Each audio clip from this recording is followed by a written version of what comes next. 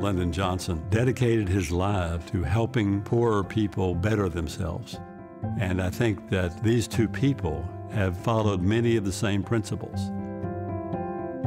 One of the most important elements of the Moral Courage Award is compassion for your fellow man, and they both have exemplified that in magnificent ways. They have chosen to dedicate their life to helping the 3 billion poorest people in the world. I can't think of a better example to follow the legacy of Lyndon Johnson. As a kid, I had a passion for science.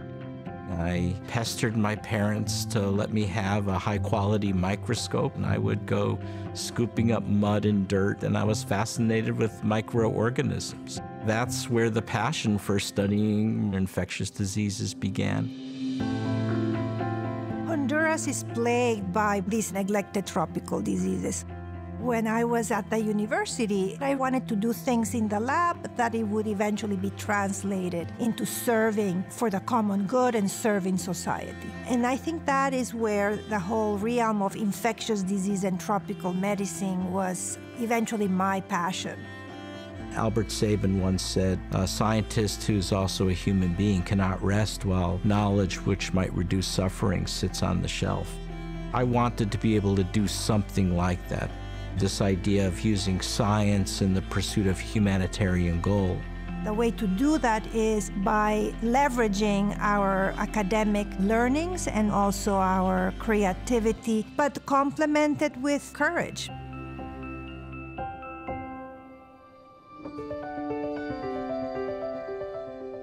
At first glance, you wouldn't think a Jewish guy growing up in West Hartford, Connecticut, and a Hispanic woman from Honduras would have a Vulcan mind meld, but we did. We had the same philosophy, we had the same principles, the same values. We wanted to achieve equity and equality and to impact as much of society as possible. But we also complemented our personalities. I think we fed from each other. We started finishing each other's sentences in the first meeting.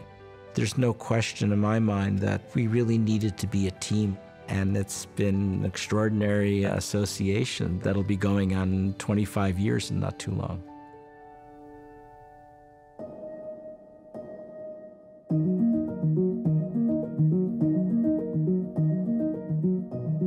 All of these diseases that have all these very difficult names, nobody was really paying attention to them. I remember reading an article that called Hookworm Infection, the great infection of humankind, that no one was really touching. So it became one of the first to actually apply modern molecular biology towards the study of hookworm in order to make a vaccine.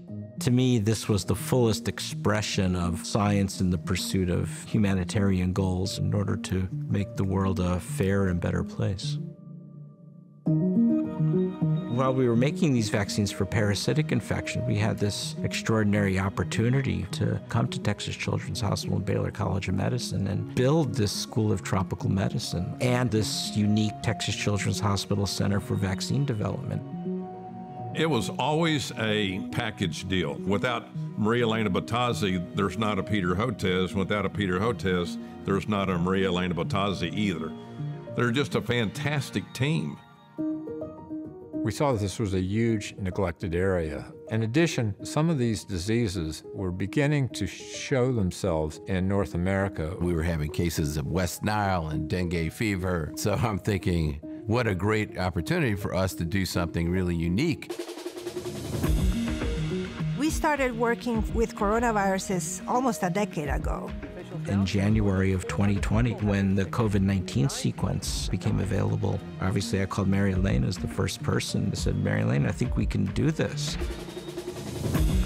And everybody was ready. The teams were ready, the infrastructure was ready. And we got to work very quickly. While everyone's dealing with mRNA technologies, they were focused on what can we do so that the rest of the world can be vaccinated. And that's the kind of thinking that's really critical when you're dealing with a global pandemic.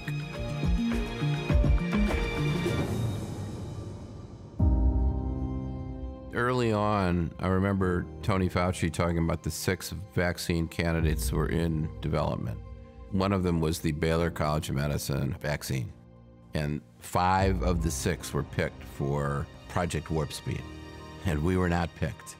Philanthropy or other sources of funding are required to fill that gap. And that's what happened. Tito's Handmade Vodka is giving a major donation to Baylor College of Medicine. Our board was already discussing what we could do, how we could participate in some way. And the thing that was really appealing to us was this vaccine was really directed toward those under-vaccinated, not even countries, but continents where people face the gravest health challenges. And it was something that had to be brought under control because otherwise the whole world would be at risk. If there's somebody who's going to figure this out for us, it's Dr. Hotez and Patazi. With the work of our extraordinary team of scientists, we did it. We were getting desperate phone calls from the African continent and South Asia. And we began transferring that technology to vaccine producers in low and middle income countries. We're going to put all of this in the public domain, no patent. All of our efforts were done with that in mind. We were just so fortunate to be part of this extraordinary Texas Medical Center and that philanthropic environment that all clicked together to make it possible.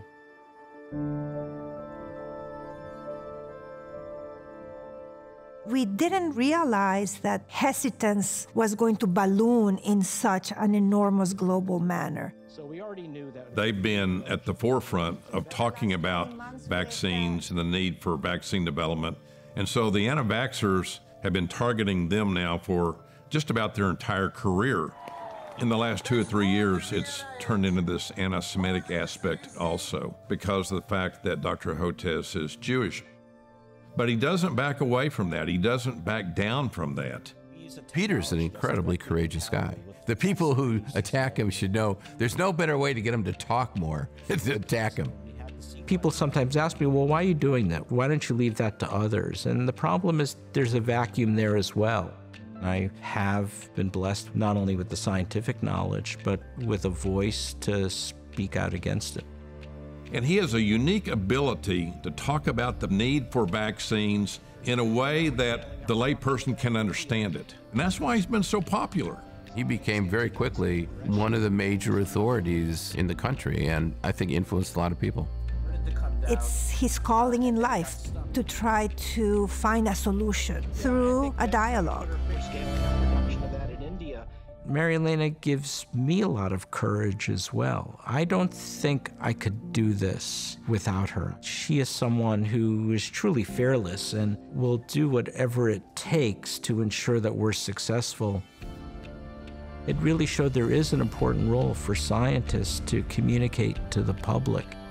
If we do more of that and people actually see a face and a person behind the science, I think that could only be a positive. To take on the big scientific challenge of coronavirus vaccines. It was an amazing feeling to see those shots go into arms of those kids in India. Well over 100 million children have been vaccinated in India and Indonesia, and more to come. This story can be a model for others to achieve audacious goals, and that things can be done if you put a lot of your curiosity, your passion, your courage, and community. It's knowledge to help humanity, and that's what the Holocaust Museum is all about. To give people knowledge and the tools that we never have to experience something even remotely resembling the Holocaust ever again. The values of these two ingenious scientists align beautifully with the Holocaust Museum to increase the understanding of humanity. We could not do the work that we do unless we have very passionate people behind us. It's just incredibly rewarding to know that what you did in the laboratory could help save so many lives using science for the good of humankind.